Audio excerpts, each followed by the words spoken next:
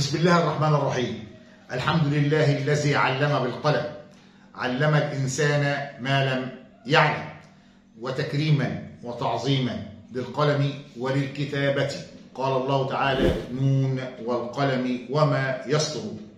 بنسعد دايما باللقاء معاكم، وبنحاول ان احنا نقدم شيء ولو بسيط قدر الامكانيات المتواضعه اللي هي عندي، لكن بنحاول بقدر الامكان ان احنا نقدم شيء بسيط من اجل الخط العربي والحفاظ على الخط العربي. وبنسعد جدا ان في اخرين كثيرين برضو بيقوموا بهذا الدور، فيجب علينا جميعا ان احنا نحافظ على هذا التراث الخاص بنا. النهارده احنا برضو احنا كنا انتقلنا من الكتابه على السبوره الى الكتابه الورقيه بالحبر وبالاقلام المعده للكتابه بالحبر، ويمكن برضو لكل شيء بيبقى ذات اهميه. فالكتابه على السبوره برضو عشان اكبر قدر من المشاهدين يشوفهم او الحاضرين يشوفهم، والكتابه برضو على الورق عشان ازاي نعرف كيفيه الكتابه على الاوراق. المهم يعني عشان ما نطولش على حضراتكم، احنا النهارده هنكتب برضو عباره بسيطه او ايه بسيطه. يمكن النهارده هنقوم بكتابتها بتوفيق من الله ان شاء الله، ربنا يوفقنا. وبعد كده هنحاول ناخد هذه الكلمات المكون منها هذه الايه او هذه العباره، ونبدا يعني ناخد منها كده الحروف المحتاجه الى بعض الشرح. لكن المهم عشان يعني يبان الكلام اللي احنا نقوله ويترجم الى طريقه عمليه، يجب ان احنا نبدا بالكتابه ونشوف الكتابه. هو برضه بس قبل ما نقول الكتابه، احنا قمنا كده باعداد يعني الورق اللي احنا هنكتب عليه، المسافه اللي احنا هنكتب عليها. يمكن استرشدنا شويه بالقلم والرصاص اللي انتم برضه هتشوفونا احنا كيف بنسترشد بيه، وعلشان ده يبدا ان احنا عشان نعمل لها بنقوم بتصميم كده خفيف، علشان برضو يعني الكتابه الى حد ما تطلع متناسقه. بنجيب حرف مكان حرف، بنجيب مثلا كلمه مكان كلمه، فاحنا استرشدنا بالقلم والرصاص وقمنا بالاعداد مسبقا علشان برضو نختصر في عمليه الوقت الى حد ما. يبقى اذا هنبدا بالكتابه، يعني نستاذن حضراتكم برهه صغيره جدا علشان نبدا الكتابه بعد اذن حضراتكم، وسوف نعود مره اخرى. يبقى زي ما قلنا اتكلمنا مع حضراتكم وقلنا ان احنا قلنا بالاعداد دي ورقه للكتابه عليها، يعني برضو يجب ان يكون ورق الى حد ما جيد، بس احنا بنلاقي اي ورق قدامنا فبنكتب عليه. قمنا بعمليه تسطيره كده سطرين، لان احنا قلنا ان الثلث بيكتب في الشكل اللي احنا عايزين نكتبه فيه. احنا الشكل اللي هنكتب فيه ده هو عباره عن شكل مستطيل، بيحدوا سطر من فوق وسطر من تحت، والحروف والكلمات بيحدها السطرين دول اللي احنا عاملينهم خفاف دولتهم. وبعدين استرشدنا بالقلم والرصاص، يعني مثلا احنا الايه اللي احنا المفروض ان احنا نكتبها: وفوق كل ذي علم عليم. يبقى برضه احنا بنسترشد بالقلم، في قلم رصاص بيسموه قلم نجار، سنه عريض شويه، ممكن ان احنا بنسترشد بيه بس كده مثلا من استرشاد. ممكن على فكره واحنا بنكتب بالبوصه يعني نخرج عن هذا الاسترشاد خالص اهو كده. فاحنا بنسترشد بالقلم والرصاص كده بس عشان نشوف كتابتنا، ممكن بس عشان التكوين او عشان الترتيب بتاع الحروف والكلمات. اذا هنبدا، لان احنا ممكن نكتب حرف قبل حرف علشان برضو بنحاول بقدر الامكان ان احنا الحروف يعني او احنا اثناء الكتابه ايدينا ما تجيش في حبر تقوم تعمل عمليه تلطيش كده. بسم الله الرحمن الرحيم.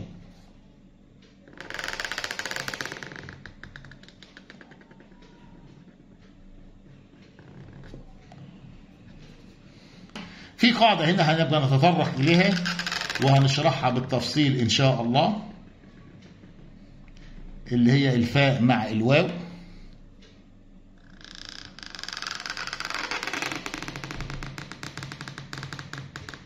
يبقى احنا كده عملنا الفاء مع الواو.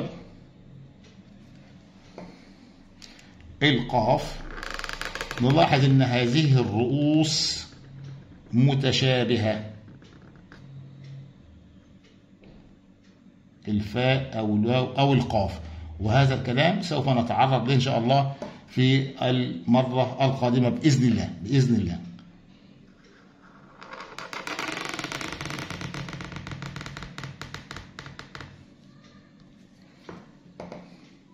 ناخد الواو دي، احنا بعدنا هنا، ممكن بقى ناخد الواو ديت كده بالمره، نحاول نخليها يعني قصاد دي.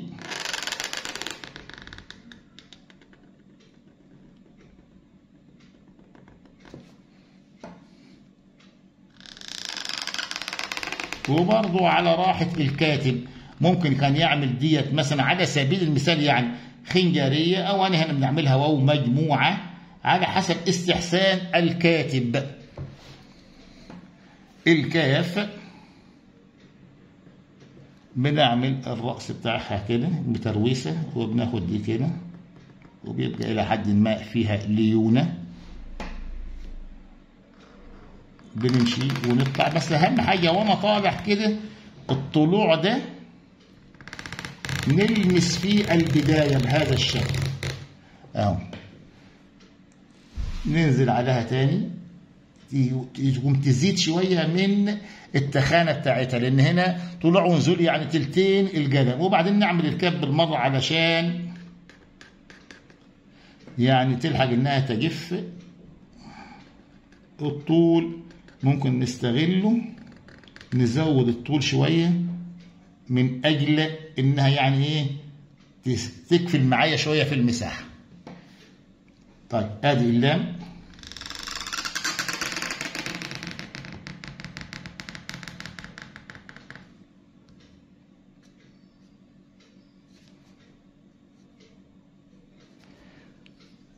الكتابة المفروض كتابتها يعني وفوق كل ذي، يبقى هنعمل الدال لها برضو ترويسة مقدارها نقطة.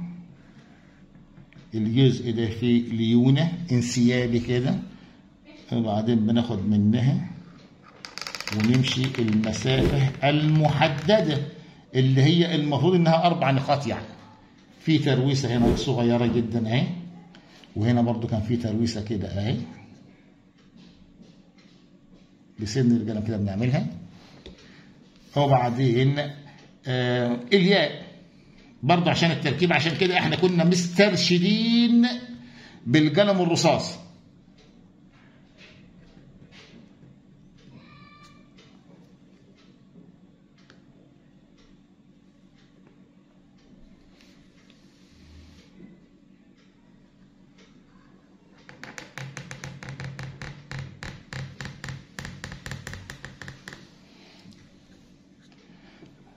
طبعا بيبقى في قواعد كده للكتابة، من ضمنها يعني 5 أشياء كده بتطبق أثناء الكتابة، هنبقى نقول عليهم إن شاء الله. المهم يعني طيب علم، يبقى أنا بنعمل الجزء ده كده علشان يديني سمك الحاجب بتاع العين. الحتة دي حددت لي سمك الحاجب عشان يتناسب مع القلم اللي أنا بكتب بيه. يبقى ده الحاجب بتاع العين، هي ألفية هنا مسمى، والكلام ده برضه إن شاء الله سوف نقوم بشرحه. ايه يعني ايه العين الالفيه، هنبدا نقوم احنا ان شاء الله بشرح هذا الكلام. العين هنا الفيه، الفيه يعني وراها حرف صعد يعني.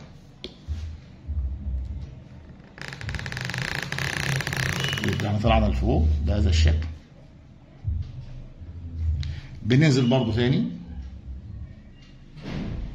بس وانا نازل هنا انا عايز نعمل ما يسمى بالميم الواويه. يبقى انا هننزل عشان نلف هنا كده وناخد دي كده اهو، وبعدين ناخد منها وبننزل نمشي المسافه بتاعت اللي انا عايزها، اللي هي يعني المفروض 5 نقاط.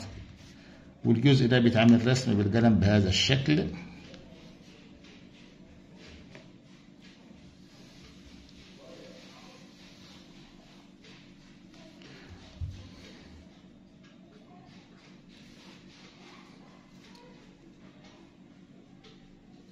طيب يبقى علم، وبعدين عليم.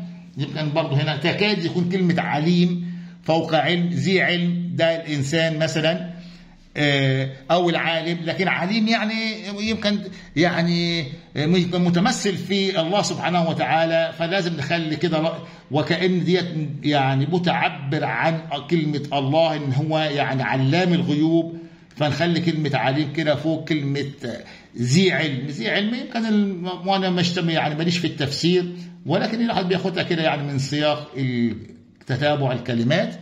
عليم لا تكريما وتعظيما للمولى عز وجل، بنخليها فوق علم ذي علم يعني. وبعدين عليم. وعلى فكرة كتابة تكاد يعني نقدر نقول إنها مرسلة. يعني إيه مرسلة؟ يعني ما فيش تركيب قوي يعني، بس بسيط برضه، لأن إحنا هنا الغرض هي العملية يمكن التعليمية متغلبة شوية. العملية التعليمية غالبة على العملية يمكن الفنية شوية، عشان بس نحاول نخلي الناس بقدر الإمكان إذا استطعنا بعون الله إن إحنا نفيد الناس إلى حد ما قدر إمكانياتنا المتواضعة، فإحنا بنحاول إن إحنا نفيد الناس يعني بقدر الإمكان إن استطعنا ذلك. حاولنا نخلي 2 ميم زي بعض عشان يعني يبقى في نوع برضو من التماثل. الدوران أهو بالشكل ده.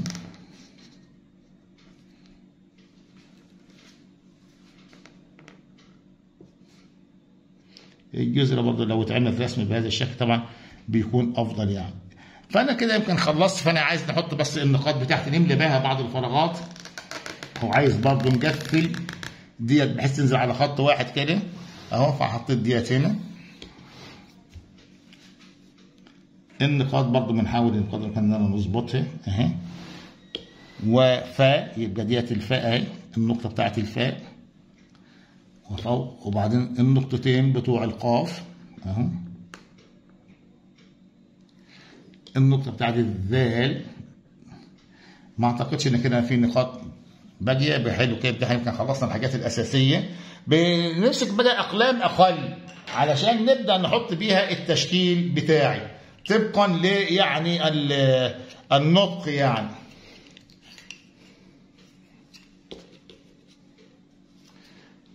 طيب ويبقى انا عايز يمكن ناخد فتحه كده كبيره شويه لحد ما من هنا كده اهي. هم على فكره فتحتين، واحده للفاء وواحده للواو اهي. وناخد واحده اقل يمكن شويه هنا بتاعت الواو اهي، لان برضه احنا قلنا الكتابه هنا عايز نخليها محصوره بقدر الامكان ما بين السطرين اللي احنا عاملينهم. هنحط هنا كده ما يسمى بالشوله او بيسموه الضفر، كمان واحده هنا اهي. وفوق يبقى هنا عايز انا هنا السكون لو نحط في وسط الكلام بيكون مستدير بهذا الشكل. وعلى فكره ممكن يكون كده السكون اللي هو فوق الواو. وفوق يبقى انا برضه هنا عايز نحط القاف فوقيها برضه فتحه اهي.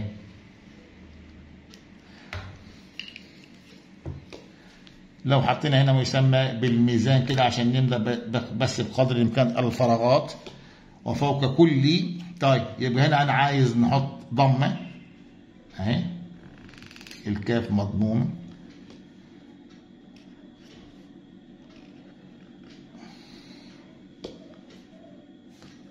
طيب وفوق كل يبقى هنا عايز شده وتحتيها كسره اهي. ممكن بنملى برضه اول باول كده.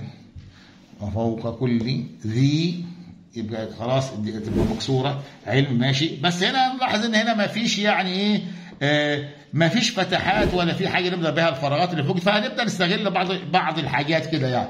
يبقى هنا ممكن نحط هنا ما يسمى بالميزان بهذا الشكل اهو. طرف الياء ممكن بنحط لها شوله كده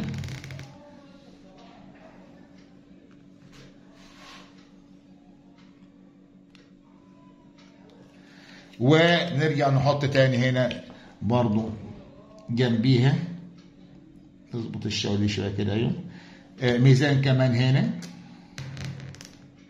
برضو. احنا لا داعي احنا التشكيل حتى خاصه اللي هو التشكيل الفرعي يعني ان احنا برضو بقدر الامكان ان احنا ما نزودش فيه اكثر مما ينبغي يعني. افكار كل ذي طيب عاد يبقى انا عايز فتحه اهي. طيب عليم يبقى هنا احنا ممكن برضو دي والكلام ده يعني ملوش دعوه يمكن بعمليه اللي هي القراءه بتاعت يعني القران الكريم. لكن هنحط ديت هنا بس كتشكيل كده فرع برضو كده. وبعدين الميم هنا اهو ممكن نحط لها ميم بهذا الشكل فوقيها بهذا الشكل كده اهي. والميم ديت في التجويد القراني بتنحط فيما يسمى بالاقلاب، بس احنا عشان برضه ما نعرفش اذا كانت اقلاب ولا لا، بنحط فوقيها ميزان كده عشان هي تخش يعني تبع التشكيل الفرعي بالنسبه للكلمات. نملى بس بقى الفراغات كده بشكل الى حد ما مناسب يعني اهي. طيب علم يبقى نحط لها كسره بتاعه العين. واذا كان بعض الحروف يعني محتاجه لضبط او تصحيح شاب يبقى بالراحه خلاص كده بنحاول نصلح بيها. طبعا ده بيرجع برضه لنوع الورق، احنا كاتبين على ورق عادي، في اوراق بتبقى افضل من كده يعني ما بترشحش ولا حاجه، لكن احنا برضه مقدمين اهو. طيب هنا ميم اهي عالم خلاص حطينا برضه عاليم، يبقى هنا برضه في كسره احنا برضه من لا نحب ان احنا نزيد اكتر من اللازم في عمليه التشكيل يعني اذا كان فيها تصليحات خفيفه بنحاول ان احنا نعمل. يبقى اذا وفوقا بنراجع بس وفوق كل ذي ماشي علم تمام. نحط هنا شوله كده صغيره علم عليم ماشي. يبقى احنا يعني هي الكتابه كده الى حد ما بسيطه يعني.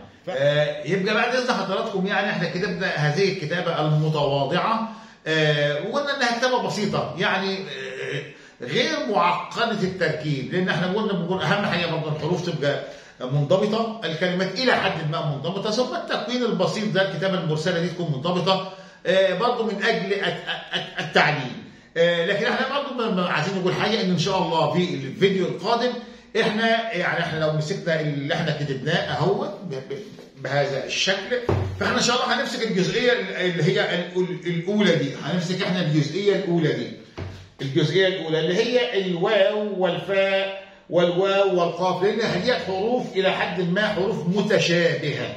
احنا ان شاء الله هنقوم بشرحها مع وضع الميزان الخاص بيها، يعني الحرف بيبقى طبعا له مقاسات معينه.